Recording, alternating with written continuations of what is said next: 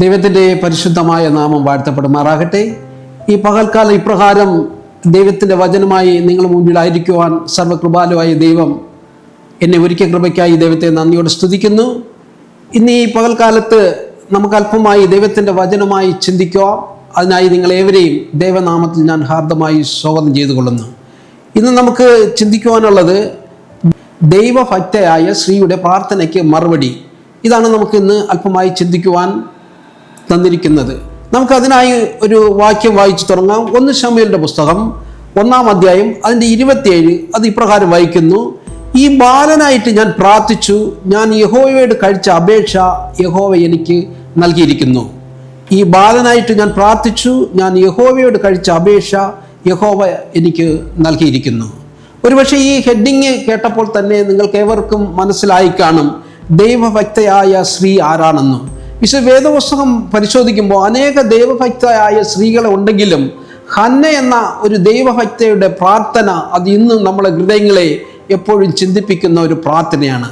കാരണം ദൈവസന്നിധിയിൽ കരഞ്ഞ് പ്രാർത്ഥിച്ചതുകൊണ്ട് ഹന്നയ്ക്കുടെ മറുപടി കിട്ടിയതായിട്ട് ദൈവത്തിൻ്റെ വചനം നമ്മോടെ വീണ്ടും ഓർമ്മിപ്പിക്കുന്നു.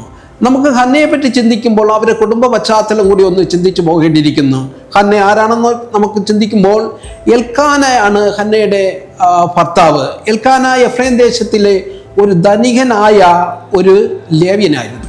ഈ ധനികനാണെങ്കിൽ തന്നെയും തൻ്റെ ധനത്തിലൊന്നോ മറ്റും അദ്ദേഹം മതിമറന്ന് ജീവിച്ചില്ല. അദ്ദേഹം ഒരു തികഞ്ഞ ദൈവഭക്തനും കൂടിയായിരുന്നു. ആ ദൈവഭക്തനായ എൽക്കാന തൻ്റെ ഭാര്യയെ അധികമായി സ്നേഹിച്ചിരുന്നതായിട്ട് നമുക്ക് കാണുവാൻ കഴിയും.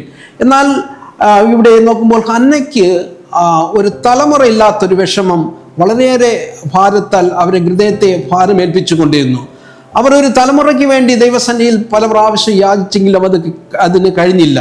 അപ്പോൾ തൻ്റെ ഇഷ്ടത്തോടനുബന്ധിച്ച് തന്നെ തൻ്റെ ഭർത്താവ് വേറെ ഒരു വിവാഹത്തിന് കൂടി അവിടെ കഴിക്കുന്നതായിട്ട് കാണുവാൻ കഴിയും വിശുദ്ധ വേദപുസ്തകം. ആ ഭാര്യയുടെ പേര് പെനീന എന്നാണ്. എന്നാൽ പെനീനെ നോക്കുമ്പോൾ ഹന്നയെ പോലെ ഒരു സ്ത്രീ ആയിരുന്നില്ല. വളരെയേറെ ഇടുങ്ങിയ ചിന്താഗതിയും അല്ലെങ്കിൽ തൻ്റെ ഭർത്താവിൻ്റെ ധനത്തിലൊക്കെയും നിഗളിക്കുന്ന ഒരു സ്വഭാവമുണ്ടായിരുന്നു. മാത്രമല്ല അവർ കിട്ടുന്ന സമയങ്ങളൊക്കെയും ഹന്നയെ ഈ വിഷയം പറഞ്ഞു നോവിച്ചു കൊണ്ട് ഇരുന്നു. അല്ലെങ്കിൽ ഒരു തലമുറയില്ല, അല്ലെങ്കിൽ മക്കളില്ല, മച്ചിയാണെന്നുള്ള ഒരു പ്രയാസം അവരെ ഓർമ്മിച്ച് വളരെയേറെ മനസ്സിനെ വേദനിപ്പിച്ചു കൊണ്ടിരുന്നു. ഇന്ന് നമ്മുടെ സമൂഹത്തിൽ നോക്കുമ്പോൾ അനേകർ തലമുറയ്ക്ക് വേണ്ടി പ്രാർത്ഥിക്കുന്ന കാണുവാൻ കഴിയും. അവരെല്ലാം നേരിടുന്നതായ ഒരു പ്രശ്നമാണ്. അവർ വളരെ ഭാരത്തോടു കൂടിയൊക്കെയാണ് ഇന്ന് സമൂഹത്തിൽ ജീവിക്കുന്നത്. അപ്രകാരം ഹന്ന ദൈവസേനയിൽ വീണ്ടും പ്രാർത്ഥിച്ചു കൊണ്ടേയിരുന്നു. എന്നാൽ ഹന്നയുടെ പ്രാർത്ഥനയ്ക്ക് അവിടെ ഫലം കാണുന്നതാണ് നമ്മൾ വായിച്ചതായ തിരുവചന ഭാഗങ്ങൾ കൂടി ഓർമ്മപ്പെടുത്തുന്നത്. മാത്രമല്ല ഹന്നയുടെ പ്രാർത്ഥനയ്ക്ക് തന്നെ ചില വിരോധങ്ങളും അല്ലെങ്കിൽ പ്രതിസന്ധികളൊക്കെ ഉണ്ടായിരുന്നു കാണുമല്ലോ. ഹന്ന പ്രാർത്ഥിച്ചത് ഉറക്കെയല്ല, ദൈവസന്നിധിയിൽ ചുണ്ടുകൾ അനക്കി മാത്രമാണ് പ്രാർത്ഥന. അതുകൊണ്ട് ലഹരി പിടിച്ചവളെന്നൊക്കെ പറഞ്ഞ് കളിയാക്കിയ സമൂഹം അന്ന് ആ സ്ഥലത്തുണ്ടായിരുന്നു. എന്നാൽ തൻ്റെ പുരോഹിതനായ ഏലി പുരോഹിതൻ പറഞ്ഞ അങ്ങനെയല്ല, അവളുടെ വാക്കുകൾ ഹൃദയത്തിൽ നിന്ന് വരുന്നത് കൊണ്ട് അത് ദൈവസന്നിധിയിൽ എത്തപ്പെട്ടിരിക്കുന്നു. അതാണ് നമ്മളെപ്പോഴും പ്രാർത്ഥിക്കുന്ന ദൈവം നമ്മൾ തമ്മിലുള്ള ഒരു ബന്ധത്തിലാണ്.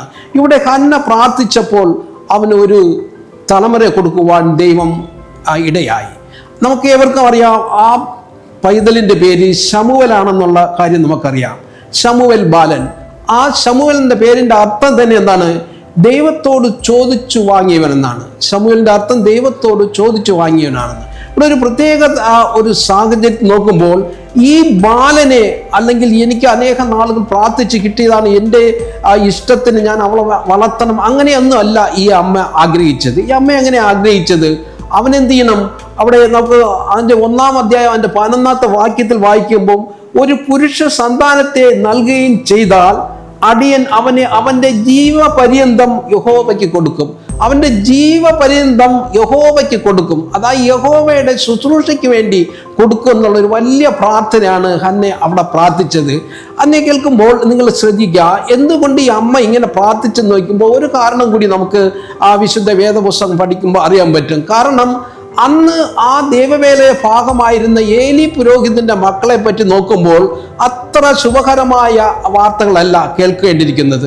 അപ്പോൾ ഏലി പുരോഹിതന്റെ മക്കളുടെ പോക്കും വരവും ശരിയല്ലാത്തത് കൊണ്ട് ഈ അമ്മ അതും കൂടിയാണ് ഉദ്ദേശിച്ച് പ്രാർത്ഥിച്ചിരിക്കും. എൻ്റെ മകനെ അതേപോലെയല്ല വളർത്തേണ്ടത്, ഞാൻ ജീവപര്യന്തം എന്താണ് ദൈവവേലയ്ക്കായി കൊടുക്കുമെന്നാണ് പറയുന്നത്.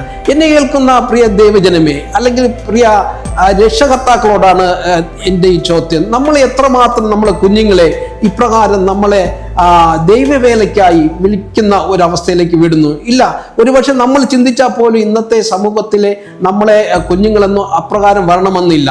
എങ്കിലും നിങ്ങൾ കണ്ണീരോടുകൂടി പ്രാർത്ഥിക്കുക. ദൈവസന്നിധിയിൽ പ്രാർത്ഥിക്കുമ്പോൾ തീർച്ചയായും ഒരിക്കലും നമ്മുടെ പ്രാർത്ഥന കേൾക്കാത്തവ ദൈവമല്ല നമ്മുടേത്.